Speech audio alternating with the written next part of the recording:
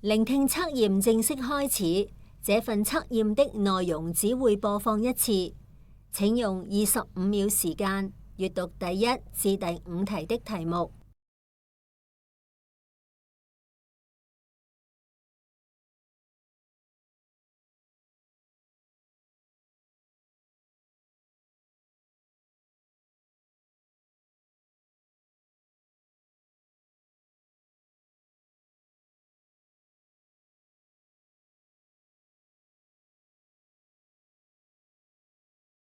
請細心聆聽以下話語，然後回答第1至第5題。爸爸，我今日返學都要用課本啦，點解仲要嚟睇舊課本展覽啊？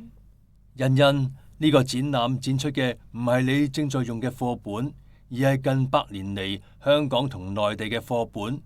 你細心睇下，就會發現當中嘅趣味同價值噶啦。你睇呢本《訓蒙三字經》係1930年香港出版嘅，呢本《新童子尺讀》係1932年上海出版嘅，教寫信格式。仲有呢啲人物典故、詩歌、生活知識等等。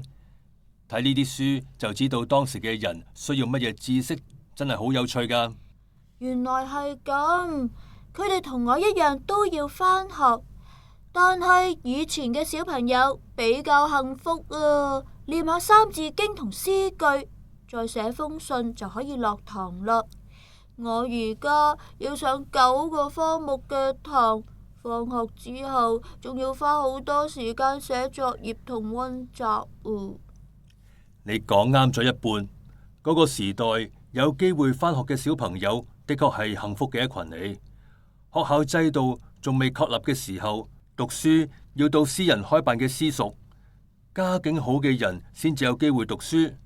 後來一啲教會開始喺香港開設學校，但係大部分市民仍然生活艱苦，好多細路仔要工作嚟到幫補家計。爸爸，我想收返以前嘅小朋友比較幸福呢句說話。而家我哋享有免費教育，每個人都有讀書嘅權利，咁樣公平得多。係啊，而家香港嘅學童享有12年免費教育，亦都唔容許兒童工作。如果家庭經濟有困難，可以申請津貼。要獲得專上教育，冇以前咁困難噶啦。具備大專學歷已經係尋常嘅事嚟噶啦。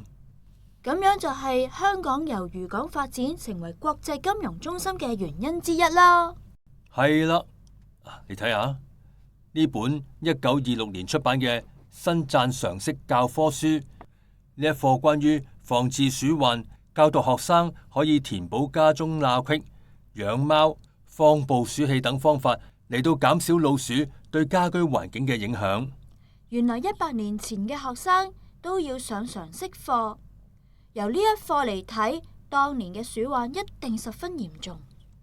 係啊，當時鼠疫流行，奪去咗好多寶貴嘅生命。呢一課係想學生學識點樣滅鼠，同埋從小培養保持環境衛生嘅意識。而家鼠疫已經喺香港絕迹，亦都有更多防治老鼠嘅方法。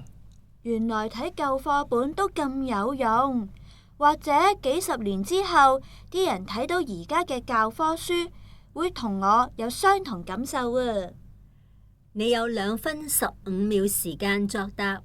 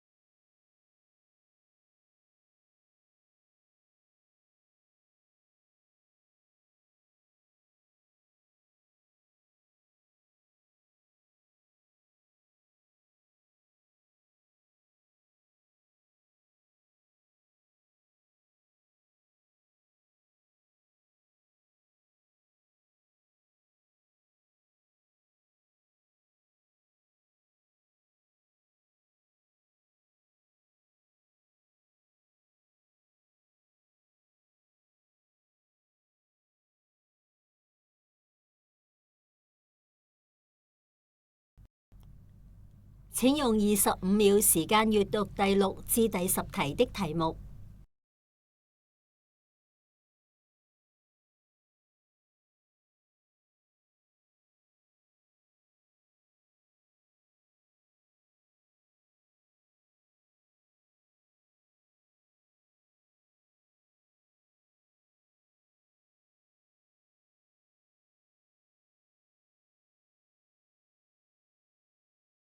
請細心聆聽以下話語，然後回答第6至第10題。外婆，今日你叫我陪你嚟呢一度，係想探訪朋友啊？嘉華，唔止探訪噶，我仲要請佢幫忙。到啦，就係前面嗰間鋪頭。你係指嗰間掛滿咗長短雨傘嘅鋪頭啊？係啊。招牌上寫住創立於1885年，計起嚟有100幾年歷史啦，到而家已經係第5代咯。我明白啦，雨季就快來臨啦，你係想未雨綢繆呢？不過屋企已經有幾把雨傘咯，仲需要買新嘅咩？我係帶呢把舊雨傘嚟俾老闆修理噶。雨傘又唔係啲咩名貴嘢，再買一把咁咪得咯。呢度嘅雨傘又多又靚，你呢把雨傘嘅尼龍布有啲地方已經同支架分離，束帶嘅紐扣都甩咗，碎花圖案亦都有啲過時。不如我送一把新嘅俾你啊！嘉華，你唔係話過要為保護地球盡一分力，應該減少製造廢物嘅咩？再講啊，雖然呢把雨傘已經有20幾年歷史，但係由於用優質鋼骨製造，修補好仲可以用好耐噶。原來外婆先至係減廢達人。咦，雨傘嘅束帶好似繡咗啲乜嘢字咁喎？允如。呢個咪係姨母嘅名咯？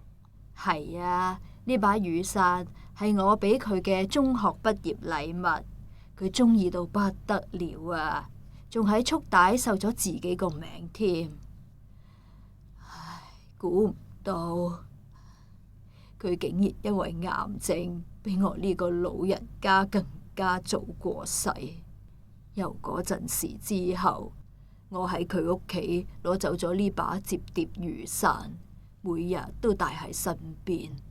佢唔喺度啦，但係雨傘仲陪住我。我記得姨母好錫我噶，呢把雨傘真係要好好保存啊！唔知道其他嚟收雨傘嘅人會唔會都有一個特別嘅原因呢？我曾經聽老闆講過，有一對老夫婦帶雨傘嚟修理，由於配件唔容易揾，佢婉拒咗。